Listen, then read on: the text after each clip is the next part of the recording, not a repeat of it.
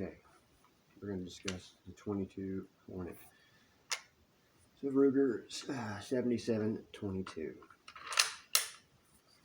It's affordable. It's wood. It's beautiful still.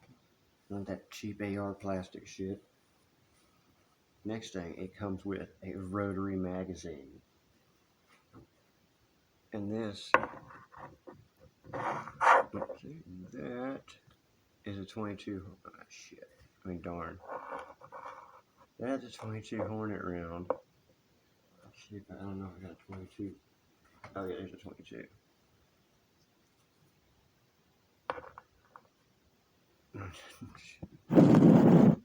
Yeah, see the difference. And that's a 22 long, regular 22. And the other one's a 22 Hornet. That's the difference. There. Anyway, so the rotary mag is pretty self-explanatory, right?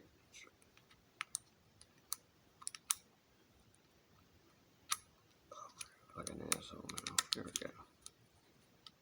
Anyway, there. So you load it full of these bad boys.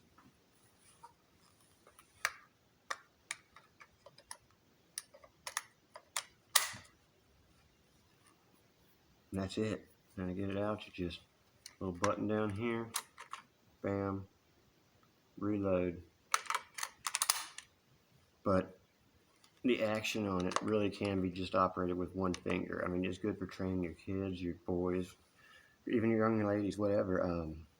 It's a good step up from a 22 because it really, I forget how many feet per second these, that's lame, I gotta look that up.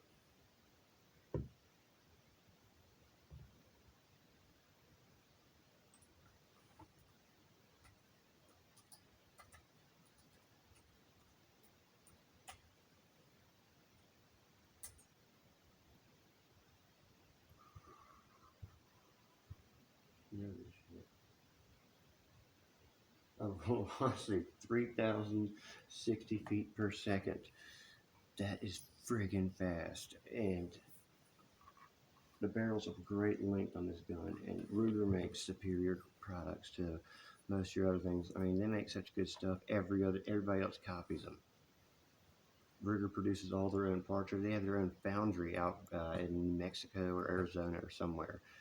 I mean, they even made golf clubs with their foundry when, I forgot what happened, something to do with China. Anyway, look it up. But anyway, Ruger has their own R&D facility. And then, and Bill Ruger was just a genius, and they've continued on the tradition. And Leupold scopes, you can't go wrong. They're tough. They're guaranteed for life. You can always send it back, and they'll send you a brand new one or repair the one you have. So don't buy, cheap stuff. And this is super easy to sight in. You can bore sight it, and bore sighting is easy. It's just you pull the bolt out, and then you look down through the hole, right down the barrel, and then you attach your scope, and then you fix it to a fixed target, and that's called bore sighting. And so you do it by eye, and then you can dope your scope, and you're closer, or you're more in range. Because if you just put it on there, no telling where where it's going to go. But at least doing it by eye, looking straight through the barrel and looking through the crosshairs in the scope, they should line up vaguely or really close as you can get, and then you go into doping your scope. Adjusting your mounts is it doesn't have to be anything fancy. I mean, you can do a whole hell of a lot with one of these, and you can hunt all kinds of stuff. Bobcat, mountain lion, gophers. Hell, we've killed coyotes with them, groundhog. It's unlimited. I mean, this thing it's a tack driver over and over. It never fails, it seems like, and it's lightweight too. You can one hand it, and it comes you can hook up your little sling to it or whatnot. But yeah, I don't know. Next, I'll show y'all the 358. Oh yeah, and I'll show you how to take apart a revolver. I'm going to teach y'all how to clean your weapons instead of fucking getting them so funky they don't work.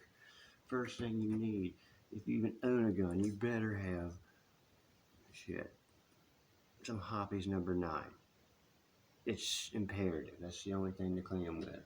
That and old toothbrush. Ballistol makes great shit for your guns. Don't use WD-40. It attracts dirt and grime and whatnot. And if you get a hold of some graphite, use it.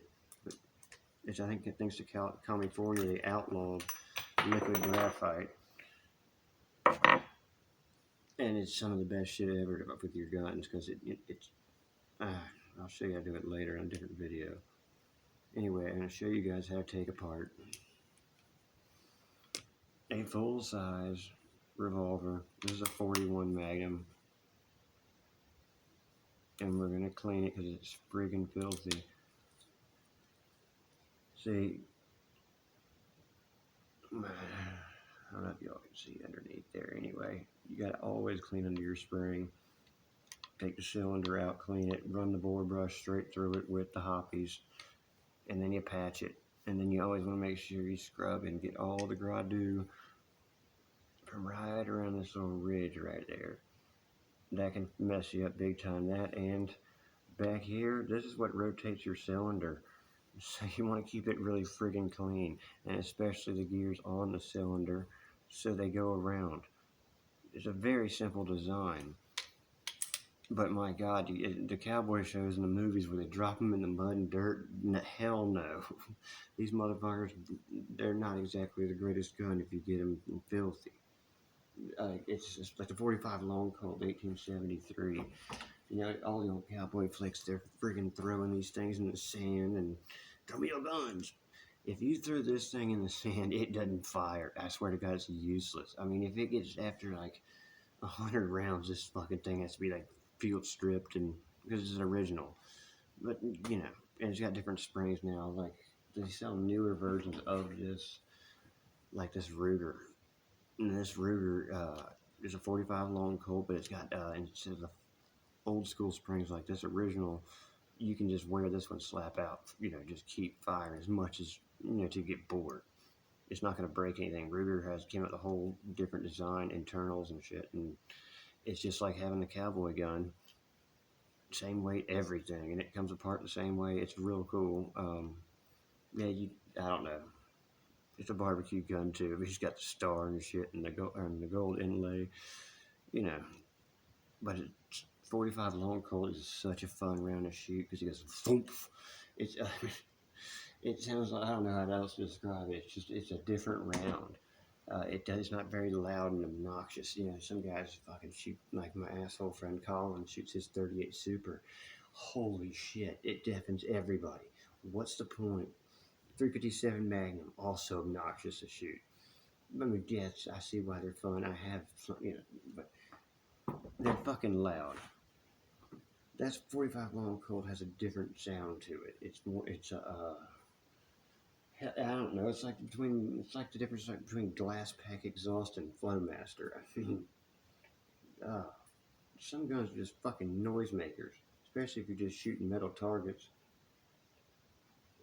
I understand self-defense and having big caliber stuff, but I mean, do you really need to go through 4 rooms after you go through somebody? You have 2,000 foot per second round in a 38 Super. You shoot that in an apartment, you're gonna kill like 5 people over, and the bad guy.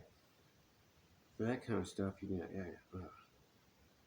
870 shotgun, most effective close quarters combat weapon.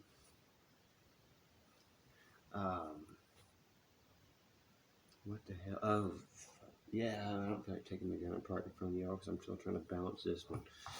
So, yeah, if you like my stupid videos, hit like or subscribe. I'm going to be talking about guns.